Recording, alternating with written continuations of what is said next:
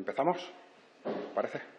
Bueno, antes de nada, lo que queríamos hacer, concluyendo el año, es recordar a las 54 mujeres asesinadas por el machismo este año y trasladar un abrazo solidario y todo nuestro apoyo a las supervivientes a la violencia machista. En segundo lugar, queríamos plantear que este año ha venido caracterizado, en primer lugar, por una huelga feminista que ha cambiado la agenda política. Una huelga feminista que cambió en su momento cuáles eran los marcos de los que había que discutir y que, evidentemente, tuvo también un correlato con la movilización de los pensionistas.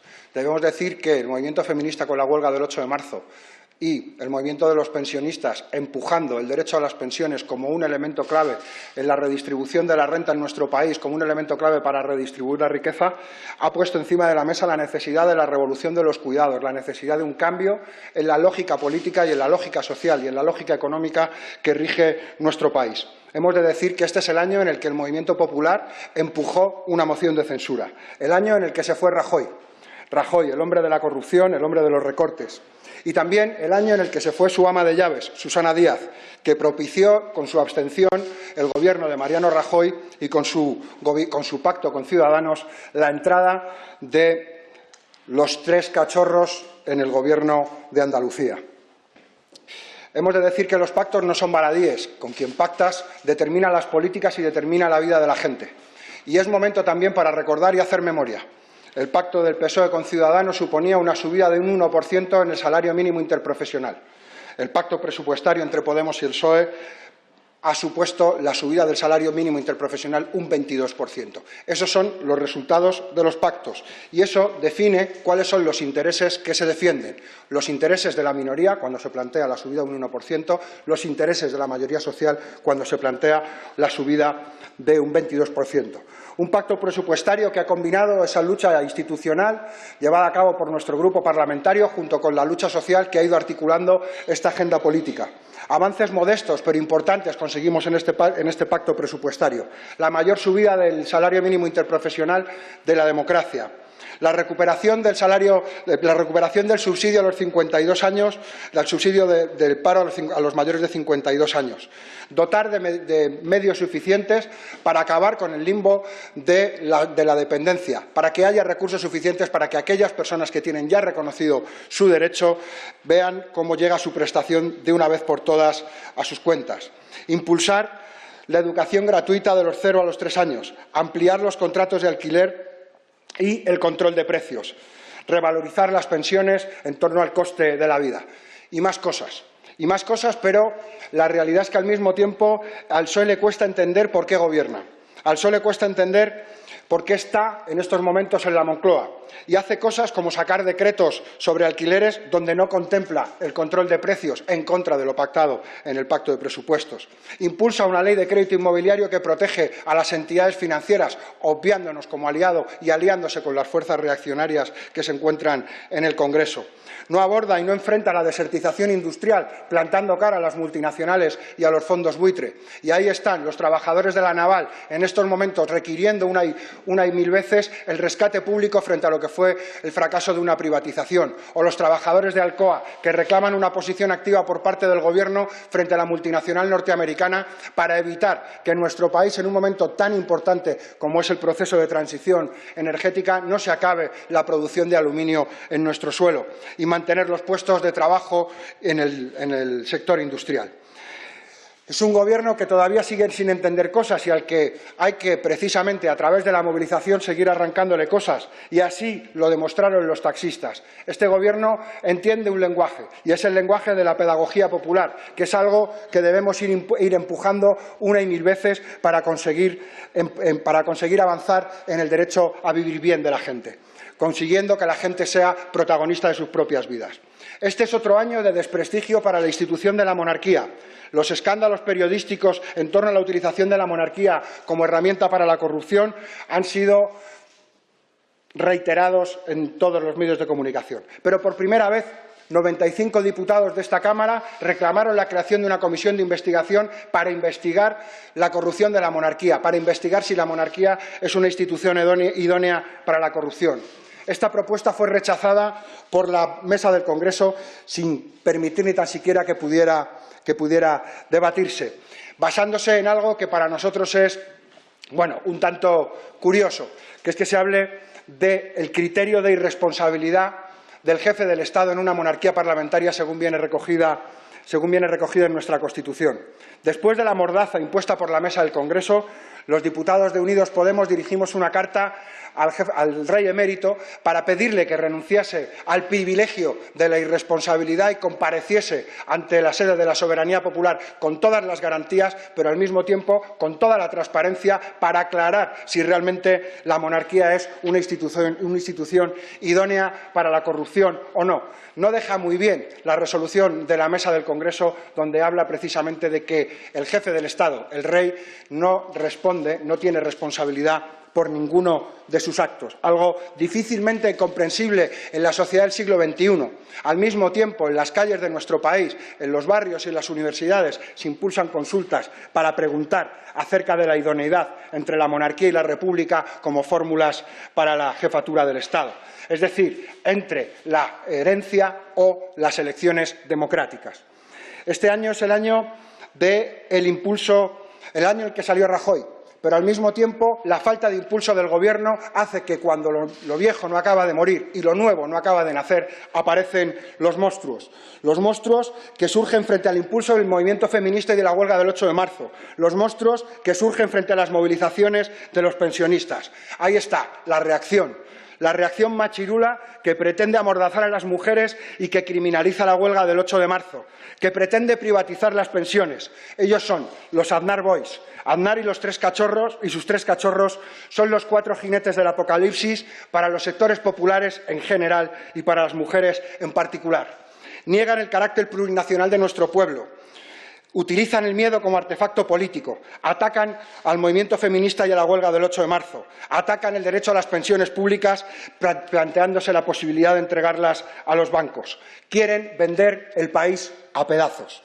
Cada vez que hablan, su aliento huele a Trump, a Bolsonaro o a Orbán, que recientemente era respondido ante una ley que plantea prácticamente el esclavismo con 400 horas extras que serían pagadas en 3 años. Ellos son sus amigos. Aznar trabaja para Murdoch, uno de los grandes magnates de las grandes corporaciones de los medios de comunicación. Su hijo trabaja para Cerberus, un fondo buitre. Y Ana Botella ha sido hoy condenada por el Tribunal de Cuentas por vender viviendas sociales a bajo coste a fondos buitre. Representan las privatizaciones, los recortes sociales salvajes, la corrupción y la guerra. En una frase, la nacionalización de las pérdidas y la privatización de las ganancias. Los fondos buitre atacan el país. Con el PP se les abrió la puerta. El PSOE no se atreve a cerrarla y a obligarles a pagar impuestos. Atacan el transporte, atacan la vivienda, atacan la industria. Es necesario defendernos ante la imposición de la precariedad como una forma de vida para las grandes mayorías sociales. Y en ese sentido creemos que, igual que el impulso institucional de todos y cada uno de nuestros cargos públicos, su compromiso con las mayorías sociales es imprescindible, al mismo tiempo creemos también imprescindible el impulso del movimiento popular, para conseguir defender el derecho de la gente a vivir bien frente a aquellos que quieren imponer la precariedad como forma de vida. Queremos también anunciar que Sánchez, en aplicación del artículo 92 de la Constitución, acepta la celebración de un referéndum entre la monarquía y la república para conocer cuál es la opinión de los ciudadanos en España. Hemos resistido el plan del IBEX, el pacto Rivera-Sánchez, y hoy tenemos el acuerdo presupuestario más avanzado de toda la democracia, que incluye esa subida publicada recientemente en el BOE de 900 euros al mes. Obligamos al PSOE y al actual Gobierno a hacer cosas que jamás hubieran hecho. Quedan muchas cosas en ese pacto presupuestario por concretar y pactos por cumplir. Y no dejamos de recordar el incumplimiento flagrante del acuerdo en torno al control de precios de los alquileres que atenaza hoy el bolsillo de la gente trabajadora de nuestro país. Nos decían que no había números para la moción de censura. Este año hemos visto que esos números sí existían. Hoy ya no está el PP. Les echamos. La reacción ha entrado en el Parlamento de Andalucía y ha consumado el pacto de los cachorros de Aznar, PP, Ciudadanos y Vox. Susana les abrió la puerta y ellos han entrado hasta la cocina.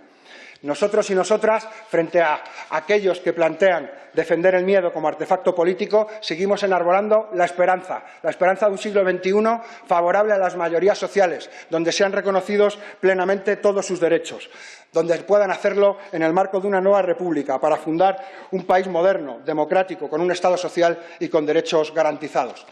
Sin mucho más, desear un feliz y próspero 2019 a la gente trabajadora que hace funcionar todos los días el país. A ellos y a ellas les deseamos lo mejor. No olvidamos que todo lo útil y todo lo hermoso que existe en nuestro país es fruto de su trabajo. Muchas gracias.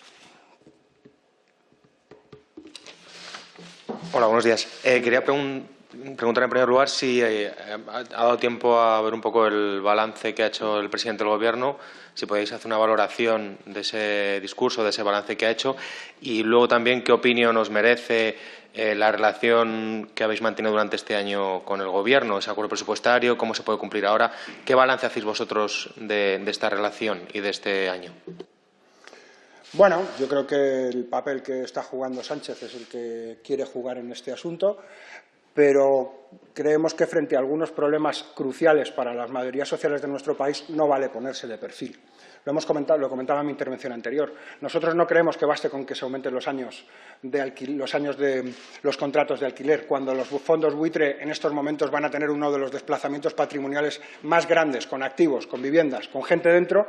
Creemos que hace falta garantizar que esa gente no se le ponga de patitas en la calle porque los fondos buitre no respeten los contratos de alquiler en vigor o porque no se apliquen estas mejoras a los contratos que están hoy en vigor o que no se limiten las rentas. No compartimos ese espíritu de moderación con algunas cuestiones. Nos parece que frente a la política de desertización industrial que plantean multinacionales como Alcoa, no se trata de ser moderados, creemos que se trata de ser comprometidos. Y frente a las políticas industriales de Trump de desertizar Europa para defender sus intereses nacionales, creemos que es necesario un gobierno que defienda a su gente y que sea capaz de mirarle a los ojos a las grandes multinacionales y a los fondos buitre. Creemos en ese sentido que no es admisible que en el siglo XXI pues haya fondos buitre que no paguen impuestos y que se siga manteniendo sociedades como las SOCIMIS donde los fondos buitre no pagan impuestos.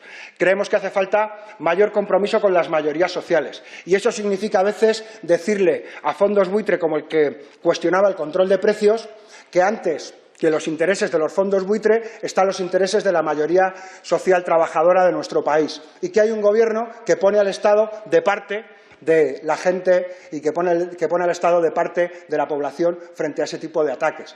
En ese sentido, ¿qué es lo que nosotros creemos? Que empujando podemos arrastrar al Gobierno a conquistas sociales, como hemos visto con la subida del salario mínimo interprofesional a 900 euros, pero obviamente faltan muchas cosas.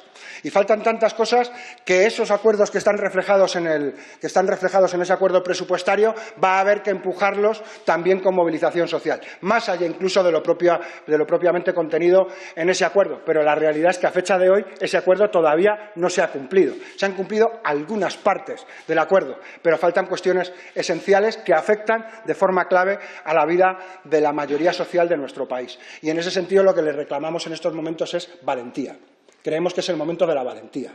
Que si realmente queremos impulsar un proceso de transformación en nuestro país, no pueden temblarnos las piernas ante los grandes fondos buitre y tenemos que demostrar que el Estado sirve y que sirve para defender los intereses de la gente. Porque si el Estado no sirve para defender los intereses de la gente, los sectores populares se desmovilizan y entonces es cuando aparece la reacción. Y ahí es donde nosotros vamos a estar siempre enfrente. Nosotros creemos que la defensa de la democracia es la defensa de los derechos civiles y políticos, pero es también la defensa de los derechos económicos, sociales y culturales. Y eso significa un compromiso con las mayorías sociales. Y eso significa que tenemos que tener un gobierno que asuma que la mayoría de la moción de censura no es solamente los diputados del PSOE, sino que son los diputados que conforman esa mayoría parlamentaria y que se tiene que sentar a hablar de cada uno de esos decretos leyes que pone encima de la mesa, que no son fruto de la ocurrencia de este Gobierno, sino que son el fruto de una mayoría social construida, entre otras cosas, a través de la movilización social.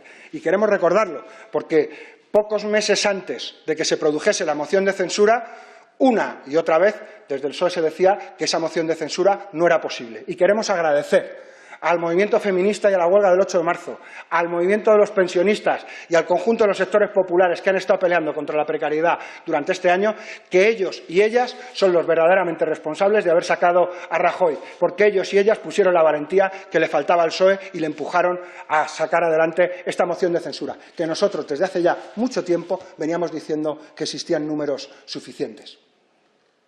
Sí, ¿me puede aclarar, por favor, el comentario que ha hecho respecto al referéndum sobre monarquía y república, que ha dicho que el presidente del Gobierno está dispuesto a convocarlo? A proponerlo, porque ese referéndum tiene que proponerlo, tiene que proponer el presidente del Gobierno para que el rey lo convoque. Que está dispuesto a aceptarlo. Nosotros venimos reclamando, sabe usted, hace bastante tiempo la posibilidad de la celebración de un referéndum entre monarquía y república, y las noticias que tenemos es que está dispuesto a aceptarlo.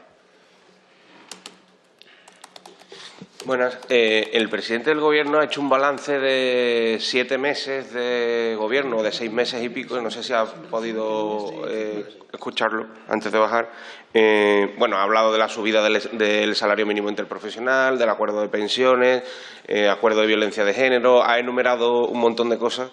Yo no sé si a ustedes les parece un balance triunfalista el que ha hecho el presidente del Gobierno, o están de acuerdo con él en que estos 7 meses de gobierno, con su apoyo y también con acuerdos que han alcanzado, es satisfactorio. Y después también ha comentado el presidente del Gobierno que su voluntad es que en 2019 sea un año de estabilidad política, y ha mostrado otra vez su voluntad de intentar agotar la legislatura. ¿Creen que estamos ante ese escenario de un 2019 de estabilidad política, que eso es posible? Gracias. Bueno, en primer lugar, claro, nosotros creemos que es muy satisfactorio que Mariano Rajoy se haya ido de la Moncloa, sin duda. Veníamos defendiéndolo desde hacía mucho tiempo. Lo que pasa es que la autocomplacencia es un mal consejero cuando la situación que están viviendo las mayorías sociales en nuestro país es tan complicada. Y creemos que lo que hace falta es empujar más. Y creemos que este Gobierno va a haber que empujarle. Porque si no hay cosas que no va a hacer, si no siente que la agenda política de este país está en los intereses y los problemas de la mayoría social del país. Si está con otra agenda, tomará otras medidas, y ahí sí que creemos muy importante el papel que tiene que jugar el movimiento popular en el futuro durante estos próximos meses.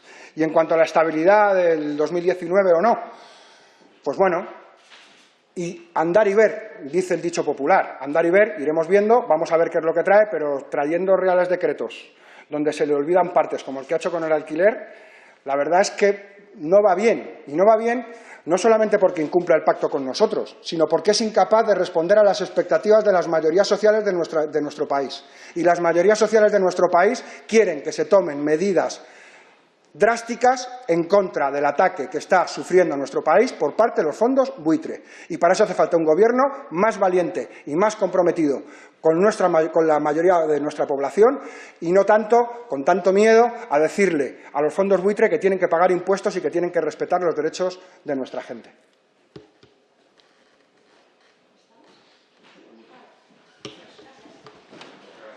Gracias. Hasta luego.